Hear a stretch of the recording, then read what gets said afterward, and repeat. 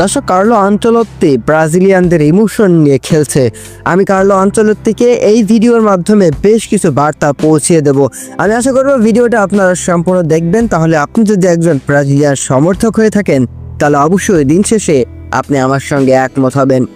Carlo Ancelotti গতকালকেও একটা interview দিয়েছে ব্রাজিলে, যেখানে কার্লো আনচেলত্তিকে কিন্তু ব্রাজিলের 2026 বিশ্বকাপের স্কোয়াডে কারা কারা থাকবে সেসব বিষয়েও কিন্তু বেশ কিছু প্রশ্ন করা হয়েছে। সেখানে এস্তাভাওকে নিয়ে প্রশ্ন করা হয়েছিল, যেটা আমি আগের ভিডিওতে এক্সপ্লেনেশন করেছি, যারা দেখেনি তারা দেখে আসবেন। মূলত তিনি বলেছিলেন এস্তাভাও 2026 বিশ্বকাপে যাচ্ছে। তারপর আসলে নেইমার জুনিয়রকে যখনই প্রশ্ন করা হয় তখনই কার্লো আনচেলত্তির ওই পুরনো বাণী আমাদেরকে আরও একবার শুনতে হয়। এখন তো মনে হচ্ছে তিনি নেইমার জুনিয়রকে সহ্যই করতে পারছেন না। তিনি বারবার একই কথা বলছেন যে নেইমার জুনিয়রকে 100% ফিট থাকতে হবে, কেননা দলে অনেক ভালো খেলোয়াড় আছে, বিশেষ করে আক্রমণ ভাগে। এমনকি ভিনিসিয়াস জুনিয়রও যদি 90% ফিট থাকে তাহলে তাকেও নাকি কার্লো আনচেলত্তি ডাকবে না, কেননা তিনি বলছেন এই দলটার অনেক বেশি উচ্চমানের দক্ষতা প্লেয়ার আছে এবং তারা 100% ফিট থাকলেই তাদেরকে নিয়ে বিশ্বকাপে যাবে। এখন আমার প্রশ্ন হলো, ভাই, কার্লো আনচেলত্তি অনেক বড় মাপের একজন কোচ, বিশ্বসেরা একজন কোচ, আমি নিজেও এটা মানি।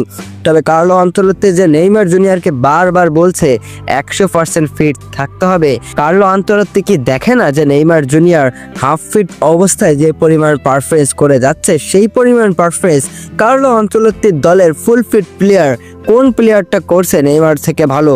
আমাকে একটু দেখান তো ভাই। আপনারা নিজেরা একটু আসলে বিশ্লেষণ করলে বুঝতে পারবেন যে কার্লো আনচেলত্তি আসলে নেইমার জুনিয়রকে চাচ্ছেই না 2026 বিশ্বকাপে। যদি চাইতো তাহলে অবশ্যই নেইমার জুনিয়রের ভিতরে সাহস যোগানোর জন্য তিনি কিন্তু এইভাবে কথাগুলো বলতো না। এইভাবে বারবার কার্লো আনচেলত্তি যখন নেইমার জুনিয়রকে 100% ফিট থাকতে বলছে, তখন কিন্তু নেইমার জুনিয়র আসলে নিজেই ভিতরে ভিতরে অনেক বেশি দুর্বল হয়ে যাচ্ছে। কেননা নেইমার জুনিয়র তো নিজেও জানে যে তিনি আসলে কতটা ইনজুরির মধ্যে আছেন, তিনি কতটা ইনজুরির সঙ্গে লড়াই করে যাচ্ছেন প্রতিনিয়ত।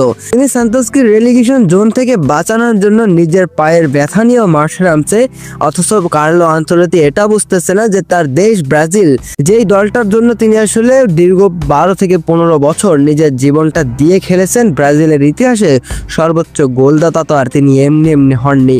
কার্লো আনচেলত্তি নেইমার জুনিয়রকে কথাগুলো এইভাবে না বললেও পারতো।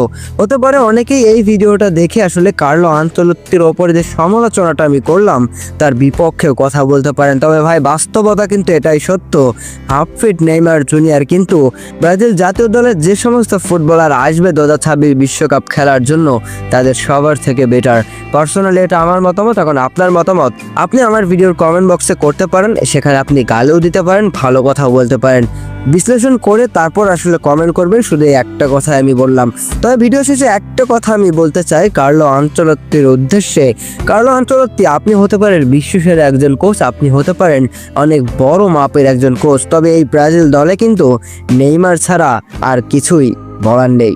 সত্যি কথা বলতে নেইমার ছাড়া ব্রাজিল দলটাকে ভাবাই অসম্পূর্ণ। 2026 বিশ্বকাপে যদি নেইমার জুনিয়র না যায়, কি যে করব সেটা আসলে আমি নিজেও বুঝতেছি না। হাফ ফিট নেইমার কেন? নেইমার জুনিয়র যদি একেবারে অসুস্থ থাকে, যদি খেলতেই না পারে, আমি চাইবো তাও নেইমার জুনিয়র 2026 বিশ্বকাপের স্কোয়াডে থাকুক। তাতেও ব্রাজিল জাতীয় দলের মনোবলটা এত পরিমাণ বৃদ্ধি পাবে যা আনচেলত্তি একবার ড্রেসিং রুমে নেইমার জুনিয়রকে ডেকেই তো দেখুক, তাহলেই তিনি বুঝতে পারবেন যে নেইমার জুনিয়রের ইফেক্ট কতটা ব্রাজিল জাতীয় দলে।